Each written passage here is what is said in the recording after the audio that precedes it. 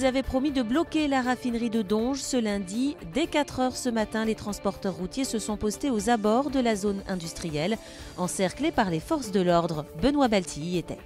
Des feux de pneus allumés sur la chaussée, un trafic perturbé, voire bloqué. Tôt ce matin à 4h30, 200 routiers s'étaient donné rendez-vous pour une action dans la zone industrielle de Donges.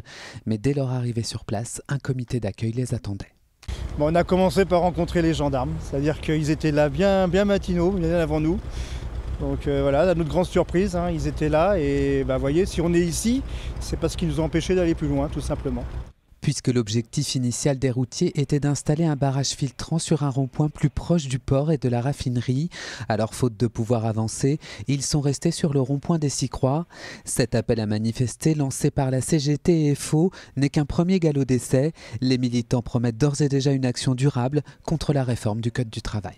Donc j'invite sérieusement M. Macron à revoir ses positions parce qu'on ne lâchera rien. On a dit qu'on était là une semaine, on sera là minimum une semaine et on va y aller crescendo. Donc là aujourd'hui, ça fout un peu la panique, c'est le début, c'est le commencement. Il y a d'autres actions qui vont être mises en place à partir de cet après-midi. Vous pourrez en être certain et de ce que je m'aperçois, les forces de l'ordre ne seront jamais assez. C'est impossible. Et l'action pourrait prendre de l'ampleur car d'autres fédérations comme celle des Dockers ou Airbus sont également appelées à rejoindre le mouvement. Le Sénat renouvelait ce dimanche la moitié de ses membres. En Loire-Atlantique, 5 sièges étaient à pourvoir. Le bilan de l'élection avec Adrien Godet. Le Parti socialiste tout sourire, une image rare ces derniers mois. Après la débâcle lors des élections législatives, le PS est parvenu à conserver ses 2 sièges au Sénat. Toujours à gauche, l'écologiste Ronan Dantec remplit également pour un mandat. Les grands électeurs qui sont essentiellement des élus, qui craignent également d'avoir leurs ressources diminuées, qui n'ont pas apprécié que les contrats aidés soient supprimés et annoncés très tardivement, et qui nous demandent à la fois d'être des parlementaires constructifs, mais également des parlementaires vigilants et exigeants. Maintenant, il est clair que la gauche en Loire-Atlantique, c'est 2 piliers. Un pilier socialiste dans les villes, un pilier divers gauche et écologiste, notamment en milieu rural, qui est aussi très très fort. 600 voix d'un côté, 500 voix de l'autre, c'est vraiment 2 piliers.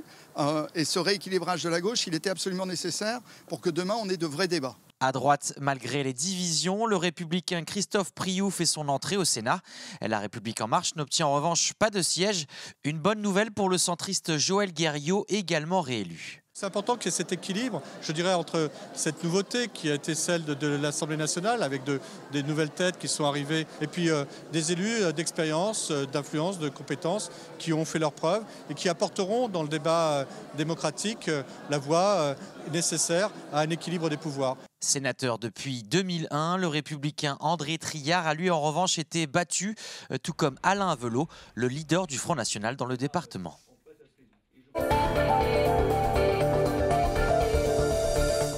Ils sont 11 dans la région et travaillent aux côtés des gendarmes ou des policiers. Les négociateurs ou médiateurs se réunissent régulièrement pour s'entraîner. Jean Annex a assisté à l'un de leurs exercices, caserne de la Mitrie à Nantes. La tension monte autour de ce pavillon. 2 hommes recherchés par la gendarmerie y sont retranchés. La situation risque de dégénérer. C'est là qu'interviennent les négociateurs. Leur rôle, obtenir la reddition des forcenés. Aujourd'hui, c'est une mise en scène, un entraînement régulier et indispensable. 2 fois par an, je les rassemble ici à l'état-major de la région de gendarmerie pour faire le point un petit peu avec eux sur leur activité, discuter des retours d'expérience pour toujours chercher à améliorer les techniques de négociation qui constituent un moyen intermédiaire avant l'emploi de la force. Ce genre de situation, on peut y être confronté. On y a déjà été confronté avec une résolution sans usage de la force à la fin, qui est le but d'ailleurs à obtenir sur toute négociation. Les négociateurs réussissent à établir le contact. Ils font entendre raison aux 2 hommes qui finissent par se rendre. Le travail entre gendarmes et négociateurs est la colonne vertébrale de cette opération. L'exercice du jour permet de faire répéter les gammes de chacun, mais surtout de véritablement, ce qui est important, c'est le travail, la corrélation qui va exister entre le travail fait par les gendarmes et les négociateurs qui ont été appelés en renfort sur ce genre de situation. Après l'exercice vient le temps du débriefing.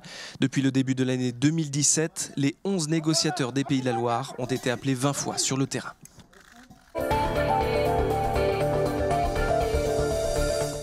Un établissement scolaire sans classe, c'est l'expérimentation que poursuit pour la 2e année consécutive le collège privé Saint-Raphaël à Nantes.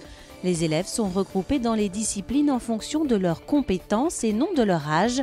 Une pédagogie alternative qui veut s'adapter au mieux à l'évolution de chacun. Écoutez la directrice de l'établissement. On sent quand même des jeunes qui sont beaucoup plus confiants, qui retrouvent une envie de venir au collège, qui n'hésitent pas non plus en fait, à aller chercher au plus profond d'eux-mêmes des ressources qu'ils ne s'imaginaient même pas avoir. Des jeunes pour qui l'école, en fait, ils viennent passer une journée, mais ce n'est pas forcément non plus une problématique pour eux.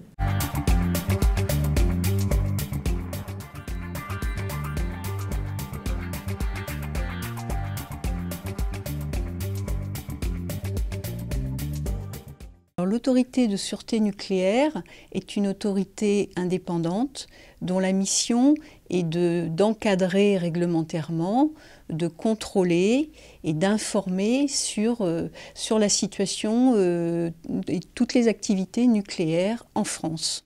Sur la Loire-Atlantique, l'activité essentielle est à la fois médicale pour ce qui concerne les hôpitaux, l'utilisation des scanners, la radiothérapie, l'intervention chirurgicale d'une part, et puis d'autre part toute l'activité industrielle, en particulier dans la zone de Saint-Nazaire.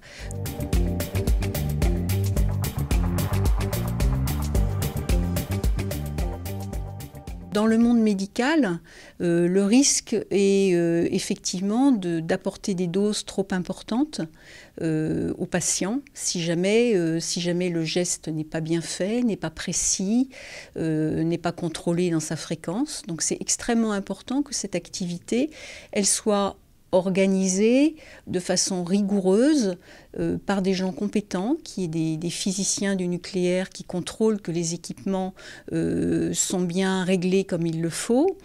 Et puis, il y a également tout un enjeu autour du personnel lui-même, le personnel médical, qui doit prendre des précautions pour ne pas être soumis, eux aussi, à des doses qui seraient préjudiciables à leur santé.